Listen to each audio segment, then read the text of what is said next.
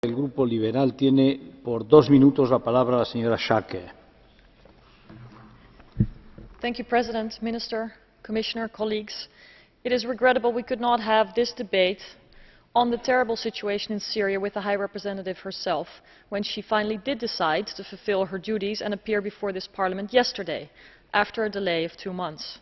But more important is the EU's impact in the world under her leadership. The High Representative is in Kosovo today, a country reminding us of how long the damage of conflict can last. In the civil war in former Yugoslavia too, it took Europe too long to act. And history seems to repeat itself, and it embarrasses us. For 2 years now, the situation in Syria has been dragging on without decisive action by the international community, including the EU. It's a disgrace in light of the tens of thousands of people that have been killed. On top of the man-made disaster that has also caused millions to leave the country or left them internally displaced, winter has come and a humanitarian crisis can turn into a weapon of war in the hands of Assad if we don't intervene. Recently, Brahimi for the UN, Burns for the United States and Bogdanov for Russia came together to discuss the situation in Syria once more. The main point is that the results of the talks were none, as has been the result with most talks, including Russia, over Syria. What was striking was the absence of the EU. Where were we, Commissioner, Minister Creighton?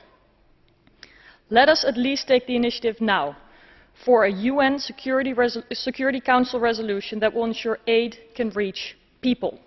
This would be non-controversial, at least in comparison to the discussions around a political discussion, and could push aid through the criminal obstructions preventing the people from accessing basics such as food and medicine. Another question is why Sweden is the only European member state not in favor of referring Assad to the ICC. What is the reason for a lack of unity among our member states? We must save the Syrians who are crushed, freezing and starving between a murderous regime and an increasingly radicalized armed opposition. Our priority should be to stop the killing and the humanitarian disaster, and we are a very long way from acting accordingly.